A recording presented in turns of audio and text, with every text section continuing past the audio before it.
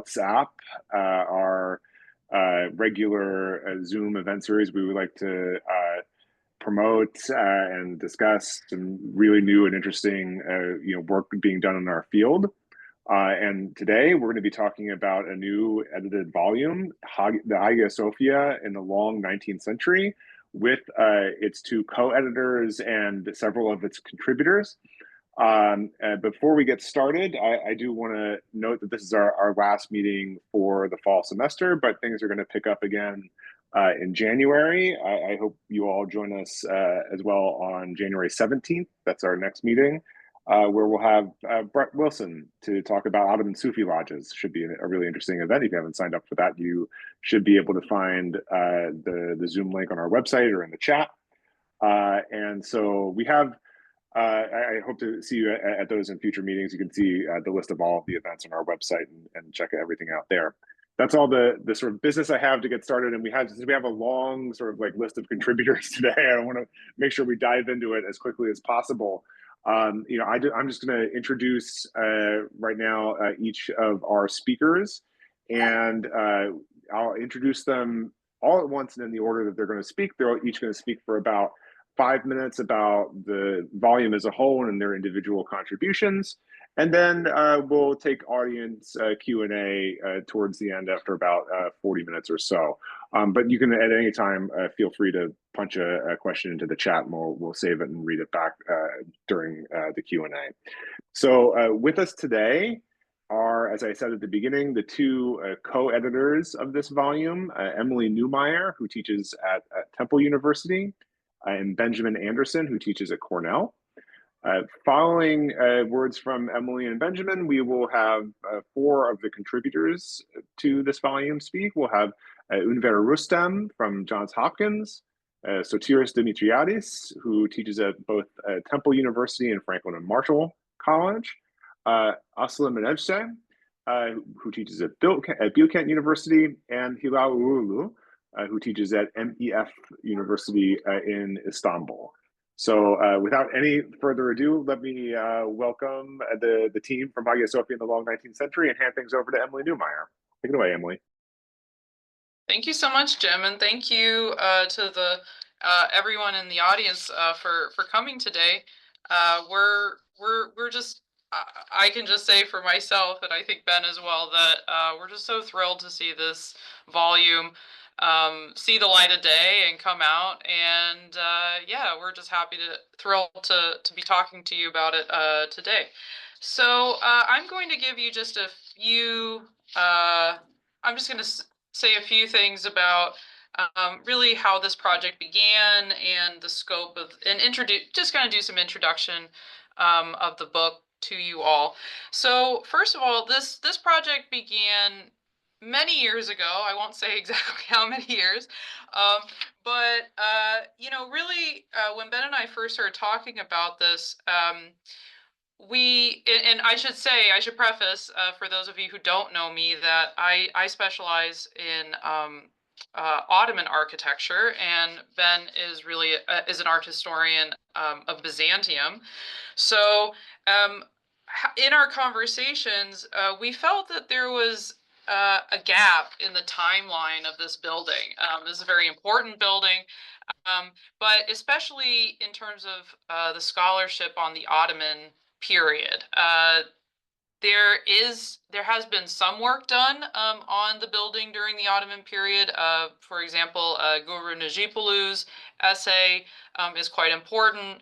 There's also a volume called Üç Devirde Bir Made, excuse me, that has a lot of documents that are published from the Ottoman period. And there's also scholarship on the Fasadi restorations. But we still felt that there was more to say about Hagia Sophia during its time as a mosque, especially given how much scholarship there is on the Byzantine and the modern periods, that there really was this gap. And we really wanted to focus on the long 19th century because this is the origin moment when the building becomes a monument in the modern sense of the term. So we felt that it was really pressing to investigate, interrogate this particular time.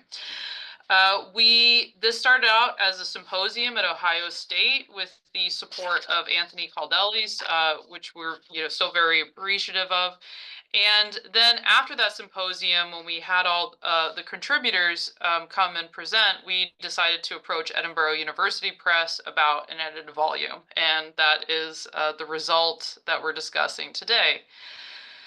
So in terms of the scope of the edited volume, we are discussing, as it's suggested in the title, the long 19th century, which we define from 1739 to 1934. So from the transformation of the building into a mosque complex under Mahmud I, when there's an addition of a library, fountain, school, and Ünver will talk about that in just a minute, because that's what his contribution really focused on, and then until 1934, until its transformation into a museum. So that's if you're keeping track, that long 19th century is about 200 years. So we're really putting pressure on the concept of the long 19th century as well, which I think is worth talking about. And we can talk about that more in the Q&A, to what extent that concept of a long 19th century is really kind of a byword for modernity. And how do we think about that concept?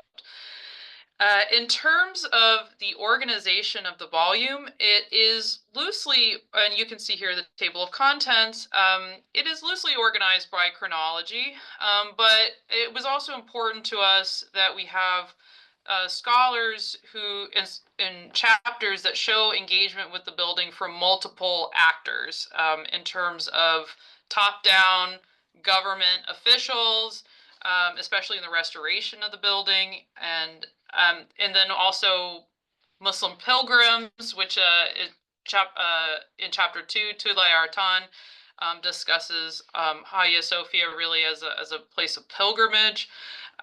Also in terms of Greek Orthodox intellectuals, this is something that Ben Anderson talks about in his contribution in chapter 4. And then also, of course, the various Western European visitors. So we wanted to show all these different stakeholders and the different levels of engagement with Hagia Sophia. And some takeaways, some reflections that I have, having gone through the process of editing this volume, I would say that I'm very proud of it. I think that it's a book, sometimes with edited volumes, a lot of times with edited volumes, it can kind of feel piecemeal, even because there are multiple authors. But I think you can actually sit down and read this book cover to cover. It really does have this sort of through line narrative that is carried throughout. And this very well could, I mean, in a lot of ways it couldn't have been, but in some ways this could have been a single author monograph. It really does kind of function that way when you read through it. And what really comes through the through line is these sort of multiple viewpoints and meanings that the building has, both across time, but also at the same moment. And sometimes Hagia Sophia can mean multiple things even to just a single person. And that's something that really comes across through all of the essays. And also what carries through is this concept that we discussed in the introduction of monument biography, which is the idea of tracing, especially in terms of architectural history, tracing the life of a building, not only at its moment of origin, which is when, most architectural historians want to focus on a building, is, who was the patron, who was the architect, who built it, and why? And then we just kind of forget about the rest of it. We are interested in taking up an approach where you look at a building, you look at architecture throughout time, and think about architecture as a discursive object and how it accrues layers, both physical and metaphorical, throughout time. And that is something that I think you will definitely see carry throughout the different chapters. And I will just turn things over now to Ben Anderson, my co-editor, and I'll just preface that, of course, this came out in 2024, but as we were preparing this volume, this volume operates within the context of 2020, when Hagia Sophia was converted back into a mosque. So really pointing out the urgency for an account of Hagia Sophia during the Ottoman period. So I'll just turn things over to Ben now. Thank you, Emily. Hi, everybody. I had the bittersweet pleasure of being in Istanbul last week. It's always sweet. It was slightly bitter in this case because I was at a symposium in the memory of the author of the final chapter in our volume, Bob Ousterhout, a symposium in Bob's memory that was held at Anamed at Koç University. So we had the opportunity to remember Bob, to whom who passed while this volume was in press, and to whom we dedicated the volume. So I had one day free while I was in the city, and I was able to visit Hagia Sophia for the first time in 2 years. Emily and I were there in the summer of 2022.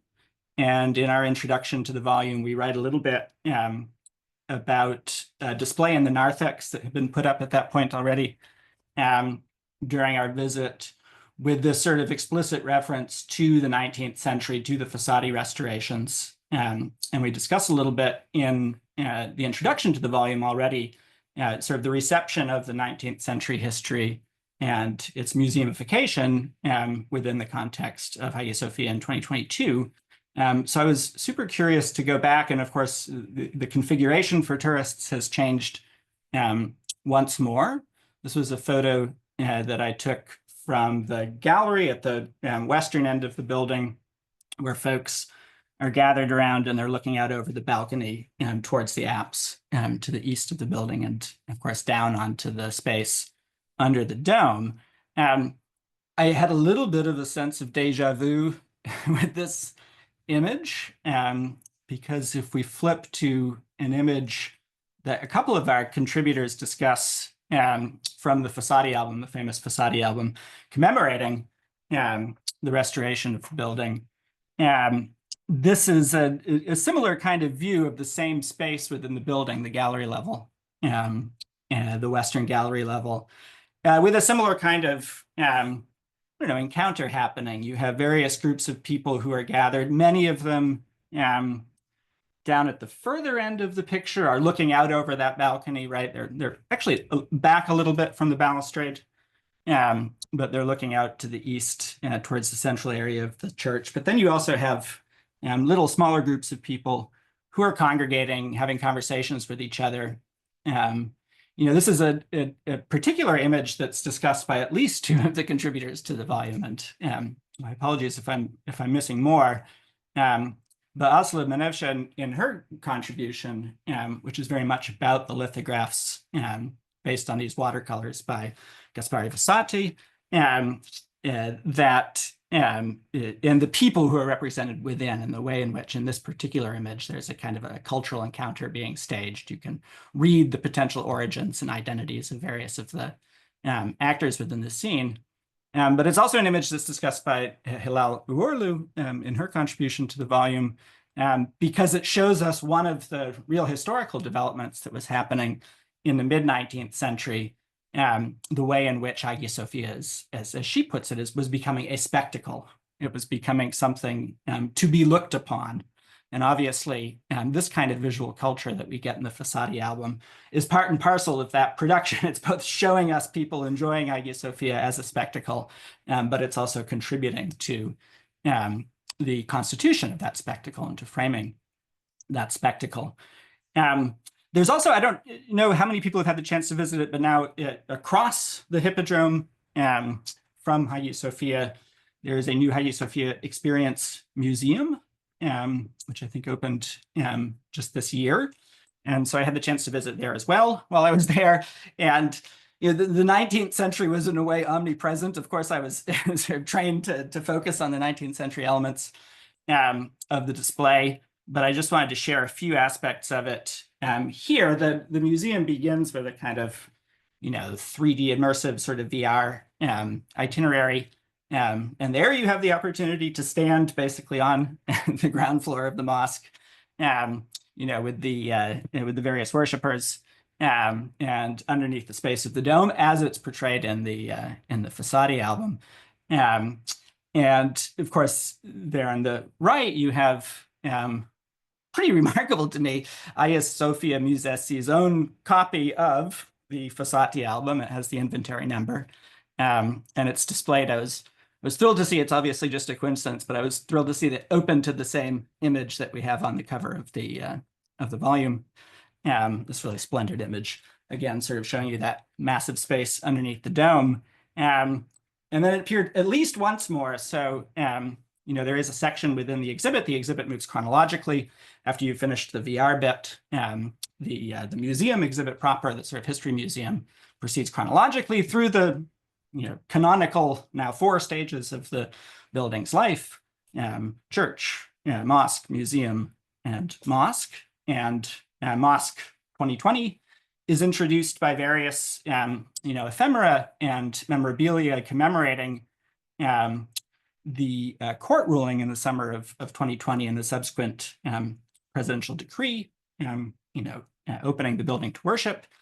And among those ephemera are a facsimile edition of the Fossati album that was published in the summer of 2020 as part of the commemoration of the new stage in the building's history. So it just seemed to me worth sharing and offering up for discussion. Why? I mean, we hadn't planned this, but why is the sort of 19th century moment in Hagia Sophia so potent and so present within the 21st century moment of Hagia Sophia? I mean, Emily and I have the joke that we have obviously a very long 19th century. It extends back to 1740, and that's where Ünver Rüstem and Tülay Artan sort of pick up the story in the volume, but it also seems to extend now into 2024, which was not a part that we had expected. So yeah, with that, I really look forward to the discussion, and I think Ünver is up next to talk about his contribution. Hi, everyone. Can you hear me? Okay, great. Thanks for being here. Thanks, Emily and Ben, for putting together this splendid volume and having me be part of it. It was a great pleasure to work on this. So yeah, we really are pushing the idea of what the 19th century means. You know, the buildings I look at date from the end of the 1730s to the beginning of the 1740s. They are additions made under Mahmud I to Hagia Sophia. It does relate to the 19th century in ways that I hope will become clear. I'll speak as quickly as possible because I know we have a lot to get through. As the title of my piece suggests, I'm really kind of framing this moment as almost like a kind of rediscovery of the mosque by the Ottomans. And there's a kind of bigger 18th century context to this story. This is after the court has returned from an absence in Edirne, and they're kind of looking anew at the city's past. And of course, this building has been the mosque of the principal mosque of the Ottoman state since its conversion in 1453. But it really wasn't until the 18th century, and it really wasn't until this campaign under Mahmud I that the building kind of acquired the trappings of a kulliye, of a true mosque complex. And Mahmud went about adding a series of buildings, a library, a primary school and fountain, and an imaret, or a sort of public soup kitchen. You're looking at the gate to the imaret there. That really transformed this from an imperial mosque into an imperial kulliye. Now, why was it Mahmud I? Mahmud I is not a particularly well-known sultan today, but in his own time, he had a pretty long and stable rule from 1730 to 54. And he was a great patron of art and architecture. And the argument I make is that he was sort of using the Hagia Sophia, this by now very old and venerable monument, not only from its Byzantine history, but also it has a long history at this point as an Ottoman monument too. He was sort of using this monument as a way to stage his own rise as an architectural patron and sort of his own interest in overseeing the rise of a new style of architecture. So his earliest additions to the complex, which are the library and the primary school and the fountain, they continue in a largely traditional Ottoman mode. I mean, there are ways in which they're slightly sort of different from earlier buildings and earlier structures, but they keep to a largely traditional repertoire. With the Imaret, which was the last edition made between 1742 and 43, and this is the kind of most striking part of the Imaret, the gate. And this, if you haven't noticed it, please pay attention to it next time you're in Istanbul. This overlooks the large square that then leads into Topkapı Palace. Anyway, with the Imaret, this brand new style is debuted, the so-called Ottoman Baroque, which I've written about extensively. And here you have a real shift in style. You go from a pointed arch to round arches. You have no mukarna, so none of that geometric stalactite decoration. You have these gorgeous Baroque scrolls, and it's a marked change. And the argument I make in my discussion is that it's not only with reference to Western Europe, which is how the Ottoman Baroque is usually framed, that this stylistic shift is happening, but it's also with reference to the Hagia Sophia itself, or with reference to the Istanbul's Byzantine heritage, that there are ways in which this building actually mediates between Western European models and the sort of late antique models that the Ottomans had on their own doorstep in the form of the Hagia Sophia. And I could show you a bunch of comparisons that speak to this, but you just have to take my word for it or read the article to see if you're convinced. And how this relates to the 19th century, and I'll wrap up my remarks here, is that with this shift, with this kind of move towards a new style of Ottoman architecture that engaged more patently with Western Europe, you have something that really, a kind of model that holds sway into the 19th century. It kind of goes through different manifestations. It moves to a kind of Ottoman neoclassicism, Ottoman historicism, Ottoman Art Nouveau even. But the kind of the more intensified dialogue between Ottoman and Western European architecture that is very characteristic of the 19th century can really be traced back to this moment. So the 1730s, 40s moment is really part of a much larger, long 19th century history that we try to trace in this volume. And that's it from me. So thank you.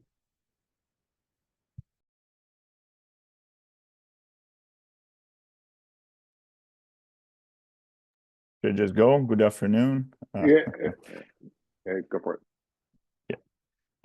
Thanks everyone for attending in what is from a Philadelphia perspective, a very chill winter day.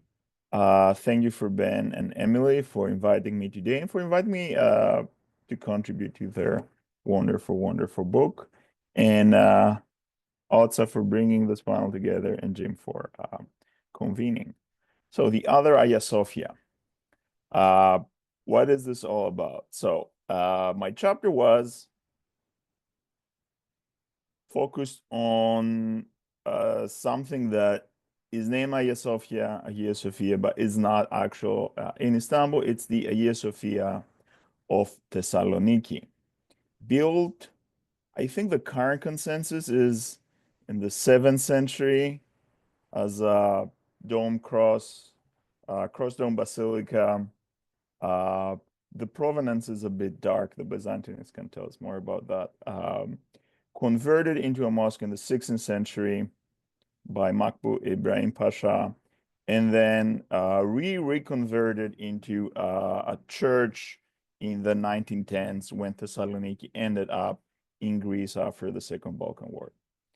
And I am specifically focused on this like very, very brief episode in the monument's history when it was burned, heavily damaged by fire in the 1890, languished for about 15-20 years as a charred ruin in the middle of the city, and then eventually restored to its former glory by the expert staff of the Musée Humayun, the Ottoman Museum of Antiquities, and with some intervention and advice from European experts. So the idea is this: I am by trade and interest an urban historian, right? My research revolves about the transformation of Ottoman cities in, you guessed it, the long 19th century and towards the end of that period. And approaching this subject my questions were this, right? I'm looking at these processes as a combination of material interests on one hand. People are actually transforming their cities because they have material interest. They stand to profit from that process. And on the other hand, ideological and intellectual debates and discourses. So the cities of the late Ottoman Empire and of the regions adjacent to it change in specific ways. They look to certain models, which might be to a large extent in Europe or not. This is also ongoing debate. So how does this one building, the damaged and then restored mosque, help us understand that process that is revolving around it? And how does it play against a city that is experiencing a boom period in the 1890s? And how does its eventual restoration, I guess that's an important detail, where the Byzantine elements that had been whitewashed and to a certain extent covered by plaster after its conversion to a mosque, how does their restoration and very prominent highlighting plays out and signifies the perception of the building as a monument, but also of Thessaloniki's pre-Ottoman history. And so these were kind of like the departure points from my chapter. And two things I want to point out in my brief intervention today are these.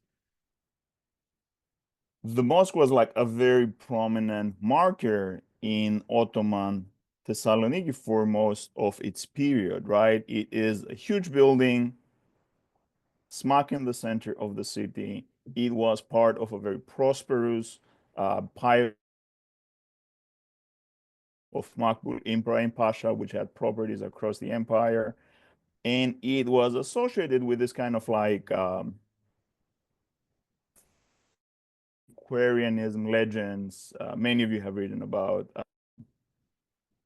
Ed Emeldem has this kind of like little vignette he found in the archives where this old man writes to the Ottoman authorities. He said, I dreamed of Sultan Mahmud II. There was like a drought going on. And the Sultan in his dream said, you should go to the Mosque of Hagia Sophia and you should find a rod in there and you should like kind of like use that to find water. And, lo and behold, something happens miraculously, saving the city and all that. And this is like early 19th century. By the end of the 19th century, no one cares about it. It burns down and it stays like this. Emily chose a very good picture here. It stays a ruin for 15, 20 years and no one cares. People just circulating memos. We should do something about that. No one bothers to spend anything. There are ongoing fundraising efforts by Thessaloniki's Muslim community, the bourgeois but they're focused elsewhere. They're focused in new modern mosques like the Hamidiye Mosque that's built outside in the kind of like new suburbs of the city. They are focused in schools, but no one seems to be finding money for this one, which has also something to do with the decline of the Vakuf as an institution in the 19th century. At the same time, transforming the perception of the mosque from this kind of like classical, traditional Islamic institution into a post-Byzantine monument kind of saves it. It definitely galvanizes support from the Ottoman authorities. They find a budget to restore it, and it's suddenly kind of like buzzing with European archaeologists visiting and like having all those kind of like big ideas about what the Ottomans are doing right and what they're doing wrong.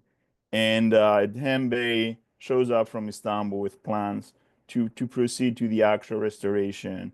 So it's kind of like the reinvention of Thessaloniki's Hagia Sophia into this, yeah, but basically hybrid monument of Byzantine antiquity, but Ottoman present, right? The mosaics, these fabulous mosaics of the monument are restored.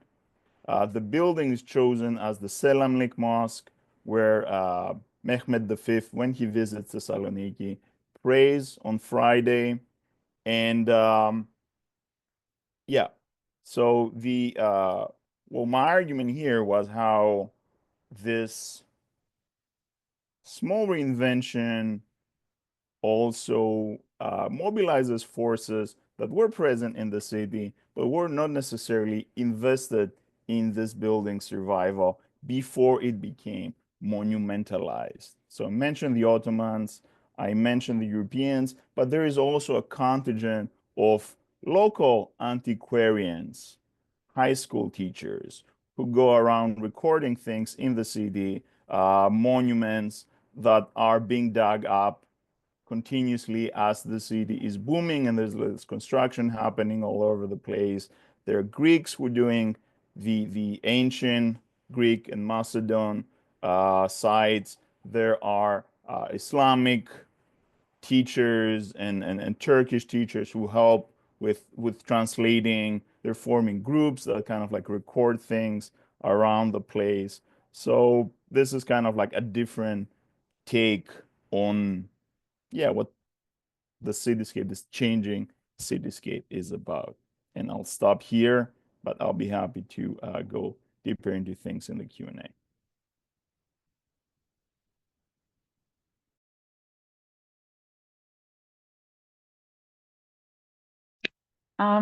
You can hear me, right? Everyone can hear me? All right, excellent. So good night to those of you who are on the same side of the world as we are, and good afternoon to everyone else. Thank you so much for, I think giving us all a platform to talk about, our projects, because, I would echo everyone in saying that I've really, really enjoyed writing about Hagia Sophia in 19th century, and it was a pleasure to partake in it. So thank you again, Ben and Emily, for making me a part of it. So the piece that I wrote for this volume focuses on the famous Fossati restoration, and it is famous because a lot of people have written about it, but I am approaching it from a different angle than everyone else has thus far, because, everyone knows about what was done. There are a lot of, writing on the technical interventions of the Fossati restoration.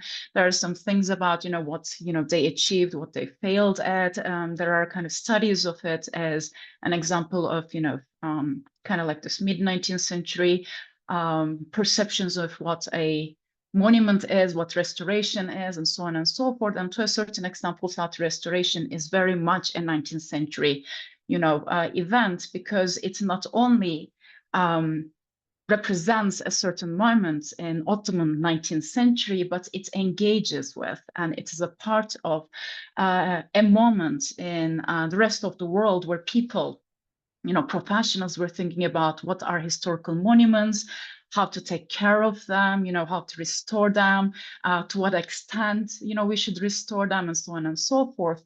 And my argument here is that the agents of the restoration are aware of these conversations that are happening elsewhere in the world, especially in the Western world. My primary focus is the Francophone press in this regard, but I also look at, British newspapers and journals and so on and so forth, and have kind of the agents of the Fossati restoration, starting with, Gaspare Fossati himself, were very conscious about how this was going to be perceived by an international and then later a domestic audience. So from the moment on which, although what they're doing, the interventions they're that are taking place are directly to the very material texture of the, the building, they are already thinking how it is going to be seen, right, as an image, as a site, something that a lot of the people who contributed to the volume were already talking about, this transformation of, as Ben said, of Hagia Sophia into a spectacle. So I have sources that have been thus far neglected. I already talked about, how to understand, the newspapers of European newspapers and journals represent the event. I also look at how Ottoman agents, and I here use the word Ottoman in the widest sense possible, because we have, the European agents who are, let's say, French origin, but kind of employed by the Ottoman court. We have, of course, Fossatis, who are like the Swiss-Italian architects, but they're all acting within my narrative are as like representatives of the, Tanzimat Ottomanness, right? Like, this very diverse identities that are speaking on behalf of the empire and on behalf of the monument. So I am, in a certain senses, I am writing about Hagia Sophia in the age of mechanical reproduction, because it is about, printing, it is about, mass media, it is about lithography, and so on and so forth. And actually, the presentation that Ben did in the beginning testifies to how, how far, like both spatial and temporal reach, this, kind of framing of Hagia Sophia around Fossati restoration, especially through this Fossati album, was successful and continues to be kind of this defining image of the monument. Although Fossati album and images in it kind of like, they are immediately recognizable for us. We see them in a lot of, publications on Hagia Sophia. A lot of scholars, really engage with them.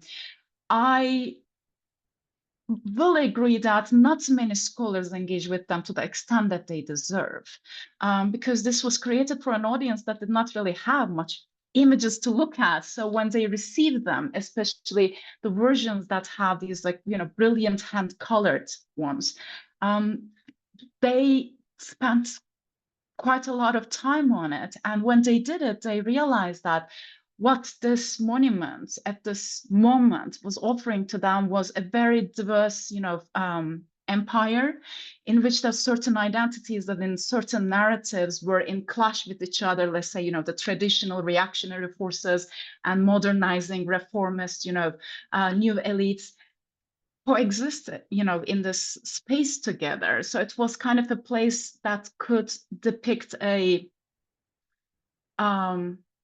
political and social harmony as well. And these images and the narratives and news that are created around the Fossati restoration allowed the Ottomans to communicate the modern empire as a place of reconciliation, communion, kind of moving forward, but through kind of like, bringing the past with it, and not only kind of a Christian past, so the Muslim past, but also kind of a more multicultural, multi-confessional past as well. So this is, I'm sorry if you're hearing my cats. They are fighting at the background.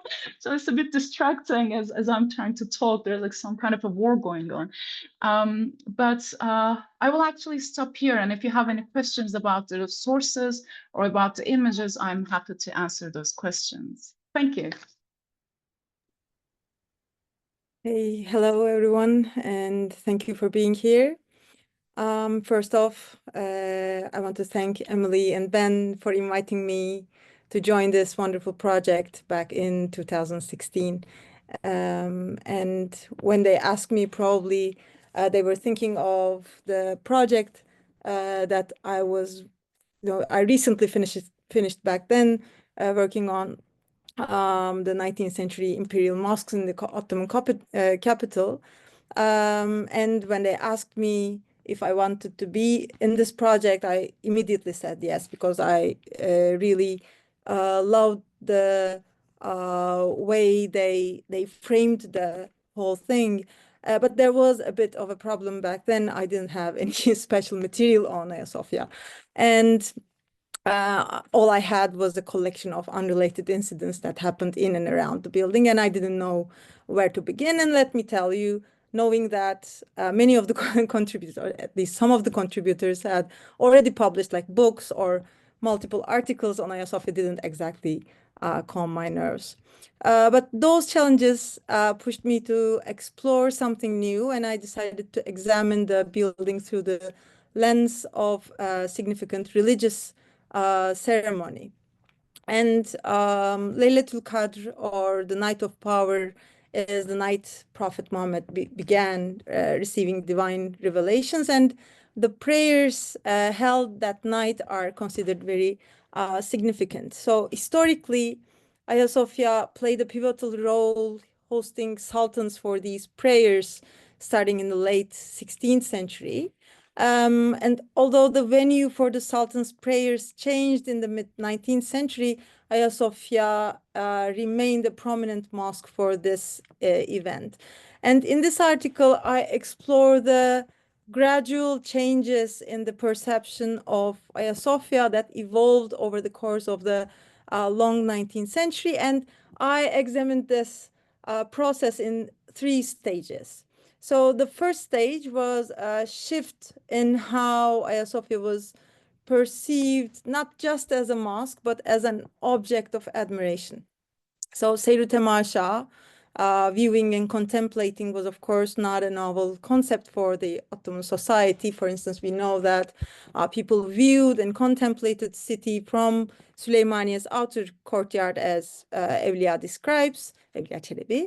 However, now at the end of the 18th century, it was not just the city, not the landscape, but also certain buildings. So, and also Ottoman subjects too started to consider the Hagia Sophia as a place to be viewed and contemplated. So the second stage started in the mid-19th century, but peaked in 1870s, when the capital and also Hagia Sophia faced like existential threats, especially from Russia. And during this time, while the building increasingly became a contested symbol between Ottomans and foreigners, we also see a gradual normalization of the presence of non-Muslim foreigners in the building, especially in the Night of Power.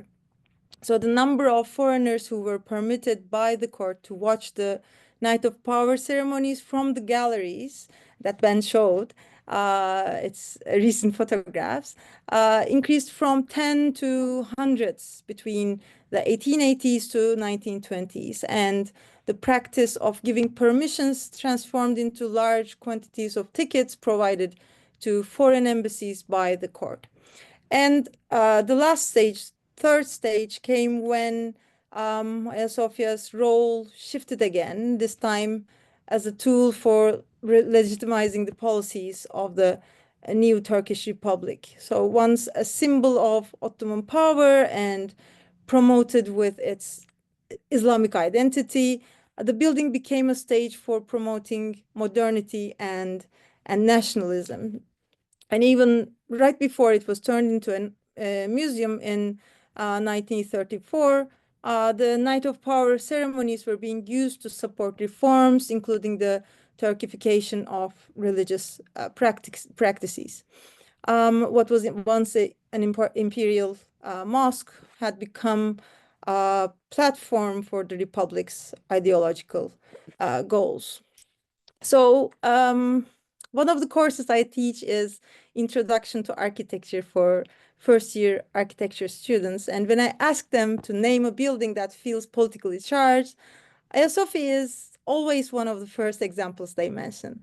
And what's interesting is that most of them don't know the detailed history of the building that is discussed throughout the book, as well as like in my article. Yet even with limited knowledge, they can sense that the Hagia Sophia was and is and will continue to be a political tool, powerful political tool.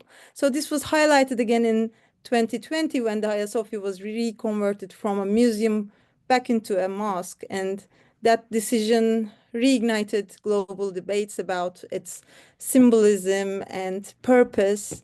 And I think our book couldn't have been more timely. So I'll stop here and probably open the floor to questions, right? Yes, hello. Thank you, everyone.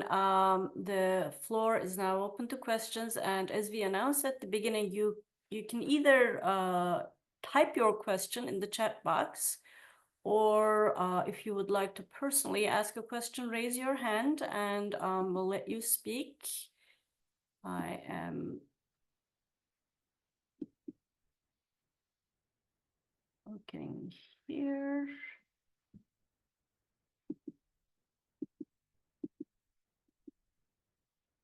Well, as we wait our audience to formulate their questions, maybe if the contributors, if there's anything you said, oh, I should have mentioned that during the talk and I didn't, this would be a good time to do that, as we're waiting for the audience at their response. I'll just jump in and say and build off of what Hilal just said, that, really thinking about, it was very interesting how when we were putting together this book for the edited volume, that in the context of 2020, it just became so clear how in the way that a number of different claims were mapped onto Hagia Sophia in the 19th century serves as a really important precursor to the contemporary debates and dynamics that we see playing out today. That this is a really important moment to understand that sort of that modern engagement with the monument doesn't begin in the late 20th century or even when it was converted into a museum, but it was something that was already happening, in the late 18th century. So I think that was something that was really, really just came to the fore, even more so just as the the moment, as the building was coming into another chapter of its story, literally as we were putting the book together, that became very obvious to us.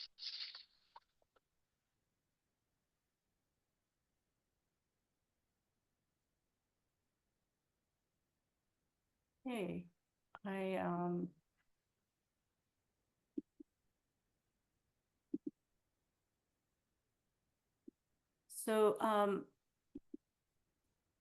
but looking at the contents of the book, obviously not everybody is represented here, and I don't want you to to be talking. Oh, thank you. Thanks for putting that out there. Of course, I wouldn't ask you to comment on, other contributors' articles, but Emily mentioned at the beginning that this is a volume that, you can read from, cover to cover rather than, disjointed pieces. And just looking at the titles, it looks like that to me, being not an art historian, just a historian, but I would like to actually ask the contributors how they went about, creating this whole. If you were in conversation with each other through the whole time you were crafting the book, how collaborative was this effort?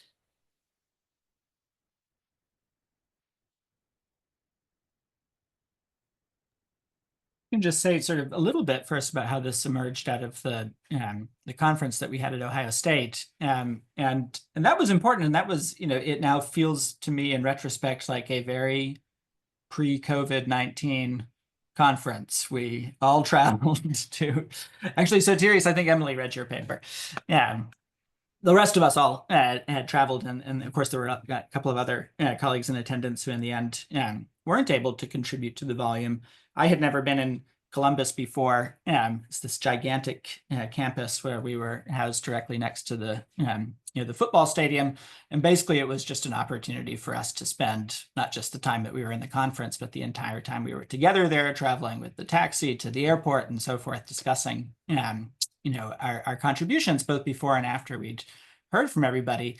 And so having that kind of, I don't know, sort of lab space, that more informal sort of opportunity to discuss and to trade ideas, I think made a real impact on the final project, that you see that conversation that began in Columbus, then by the time people sat down to formulate the sort of the essay versions of their papers, they had all changed and all reframed in a way that we had noticed these shared themes in the presentations on site. So it's a big thank you to Ohio State. I think it's great that this was a public land grant university that ultimately sort of kicked off this this project.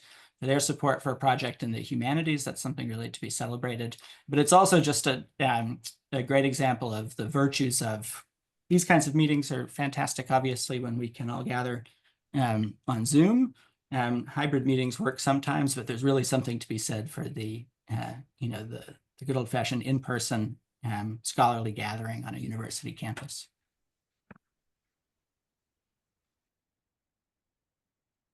Okay, I have one question here from Sarah Brooks, and she's asking, would someone feel comfortable sharing a brief overview of Bob Osterhout's or Rob Nelson's contributions, or maybe how these essays intersect with your own work for the volume?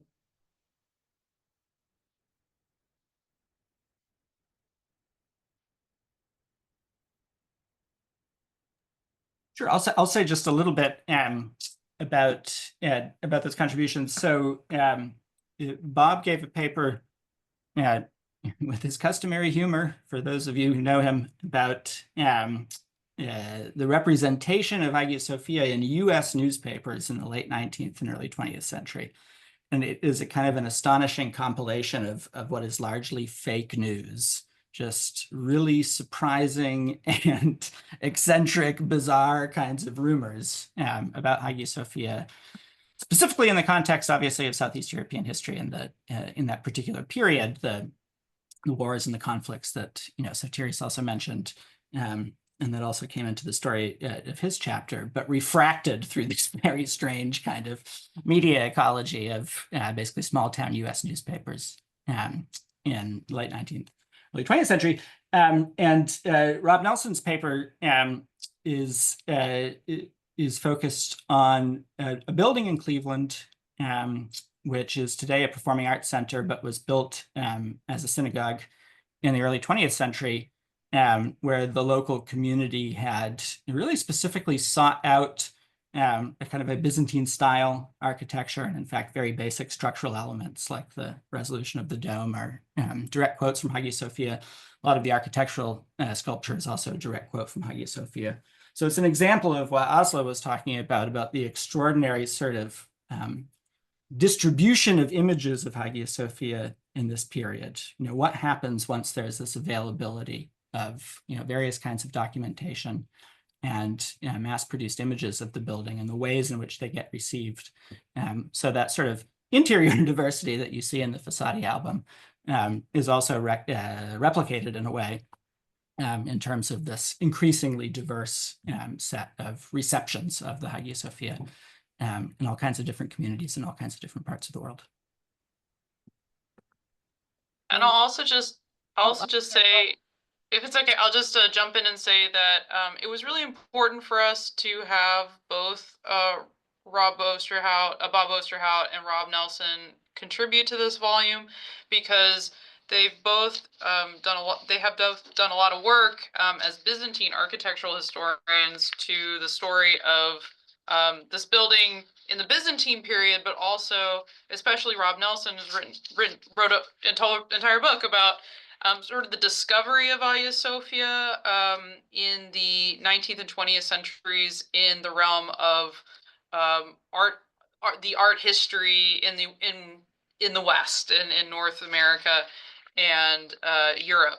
So kind of in this idea of Hagia Sophia as this monument of key monument of Western civilization, of Western art history, right?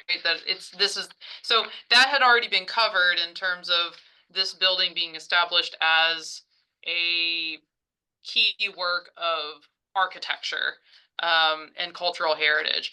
So we felt it was really important, and we were so happy to have both Rob Nelson and Bob Osterhout participate, because I think what their contributions are bringing are telling another story, which is, not only this kind of high level art, Hagia Sophia's place in art history as a discipline, but also what are its other kind of lives or manifestations in the case of the sort of American, the press, right? All these sort of stories about the building, but also its afterlives and inspiring copies are inspiring other monuments, and not only, something you would expect, like maybe Greek Orthodox churches, which absolutely is also a thing, but also synagogues as well, and its life, its inspiration for synagogue architecture as well. So anyway, I was really happy to have both of them contribute for that reason. And I see we have another question from Valerie Gonzalez. Ben, maybe as our resident architectural historian, Byzantinist. I don't know. Do you want to? What do you think about that? Question first. So. Oh, yes. Yeah. So Valerie says, thank you very much for this stimulating presentation of a very exciting and timely book.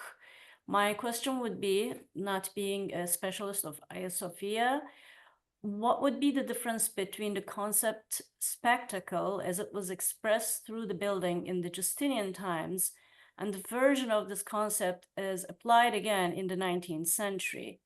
I ask this because the studies of the original Byzantine construction do put the accent on the spectacle, an animated one like a kind of religious theater play. Therefore, it seems to me that we find circularity here. What do you think? That's a super question. I want to hear from other contributors to the volume as well. But just a first thought. I mean, there's this famous line in Procopius's description of Hagia Sophia from the 6th century that the church has become a spectacle. Theama is the Greek there. So there definitely is an active concept of the church as a spectacle in the 6th century and probably throughout the Byzantine period as well. So there's a sense in which it's always there, and there's a sense in which it's being perhaps reactivated in this period. Although maybe one first difference that comes to mind is that part of this activation is the proliferation and availability of images that we've been talking about. That's very much a 19th century sort of media phenomenon. Well, beginning really in the 18th century, and definitely moving into the 19th century. One paper that I wish we had in the book but we never found somebody to write it. All the representations of Hagia Sophia that you see in the interiors of domestic architecture and in mosques all over Anatolia, in other parts of the Ottoman Empire in this period. So there's also a proliferation of painted images of Hagia Sophia and vernacular architecture. That just sort of incredible proliferation of different kinds of images of the building is maybe not something that we get in the 6th century, but I think that comparison is super fruitful and suggestive. What do other people think?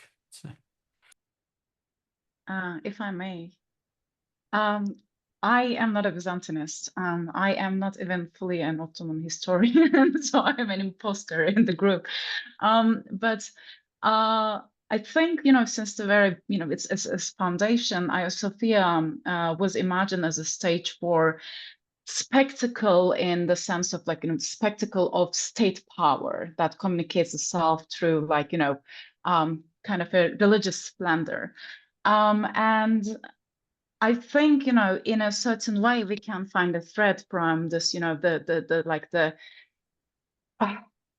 how Justinian Hagia Sophia was imagined. And I think, if you read the introduction of the book, if you get it, and Ben and Emily included the new entrance, to the structure, and there are now the mosaic, Tura insignia of Abdülmecit, the second, the patron of the Fosati restoration, next to, Mehmet II, Mehmet the Conqueror's, Vakıf documents, next to Erdogan's, declaration of, now this is a mosque, from 2020. So it always functions as a stage in which that the politics, especially political authority, wants to spectacularize its reach.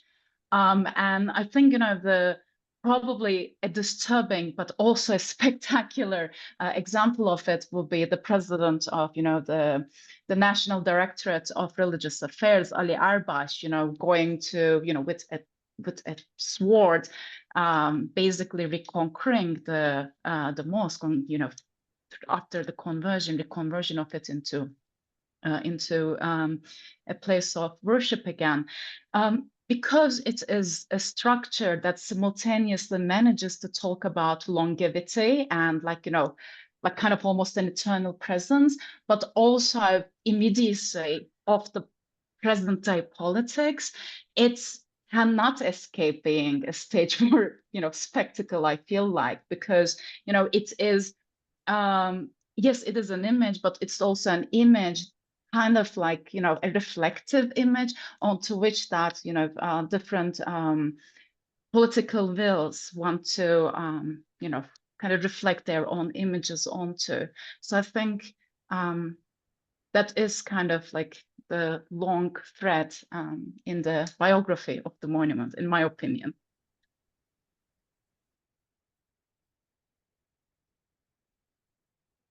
Would any of the other contributors like to respond? May I ask a question or comment, if it is possible? I couldn't write into the text box, if it is possible. Yeah, I mean, we can take 5 minutes. I think we're all over time. No, right no, now. no. Okay, it will be very short. I mean, thank you for all the contributors, and I almost read all the chapters in the book. It is a very timely contribution to the about Hagia Sophia, about the subject. What takes my attention is that it is obvious that the museum process, the museumification of Hagia Sophia is not, didn't started with the Republican period. It is a long process, the process of becoming a museum for Hagia Sophia, and it is obvious that it is not limited with the period after the Republican, the foundation of the Turkish Republic, which is really obvious. And what takes my attention regarding my interest in the subject is the long 19th century extending to 2024, as far as I understand from the band's images, the pictures from the gallery, and it is obvious that it reminds the Fossati's pictures.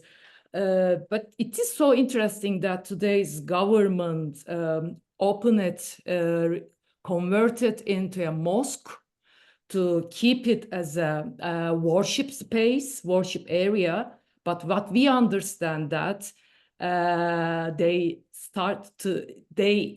are acting as if to turn it into a museum again. I'm not sure about it, but now, I mean, at the very first conversion into a mosque in 2020, everybody, Muslim and non-Muslim, were allowed to enter to the main space under the dome.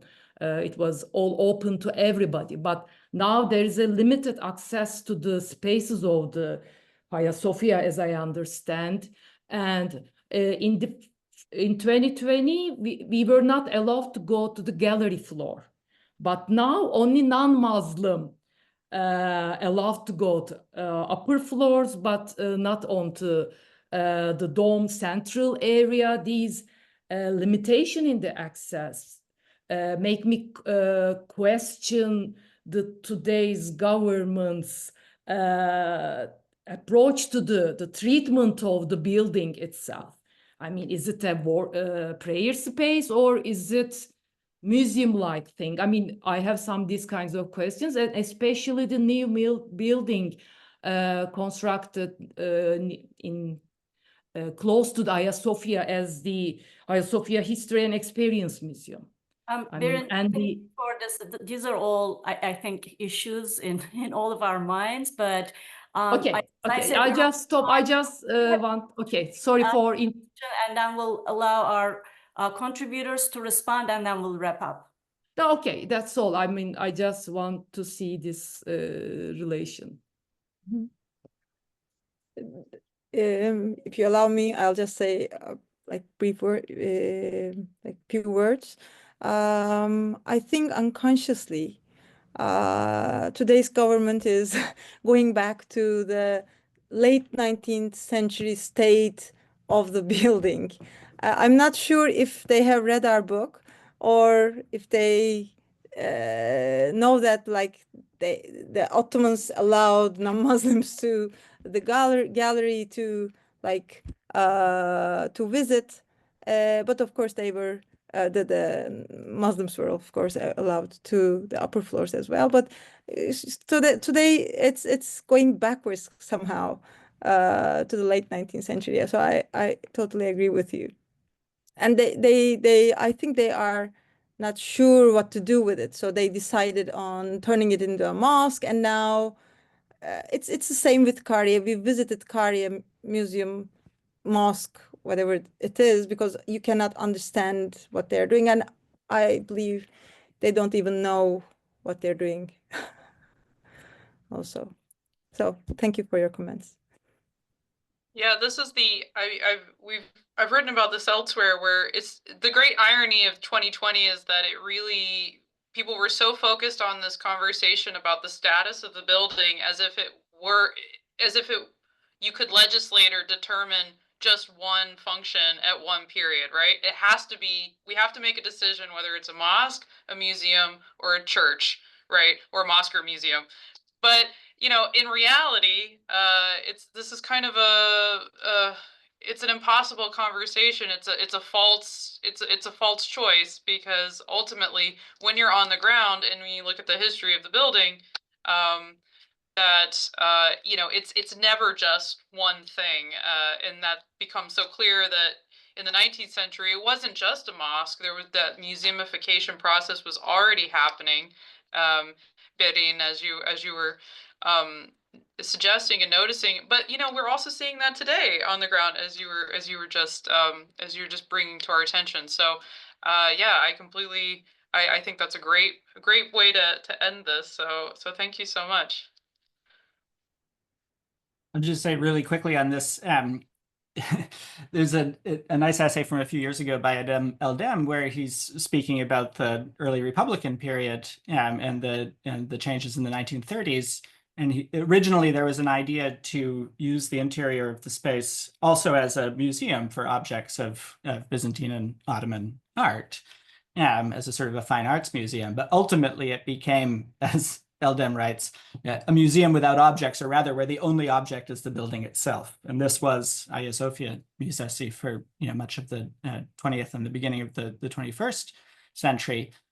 One of the many ironies here is that there is now in fact a Hagia Sophia museum, which is not within Hagia Sophia, but which has put on display for the first time quite a large number of, many of them very interesting objects that were always in the inventory in the storerooms of the Hagia Sophia Museum, and this alongside these aspects of the museumification of the building itself that Marian was pointing to.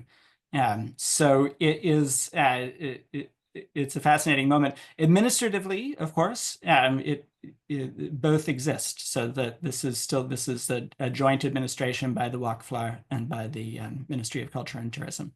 So that both of those functions coexist at the moment.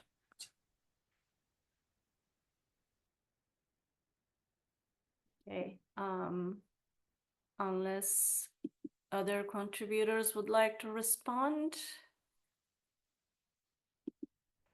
Okay, well, congratulations to the co-editors and the contributors to this beautiful volume, and thank you everyone for attending our event. please take a look at the upcoming events as well. And it was wonderful to hear this presentation, and we have many more coming. Thank you. Goodbye.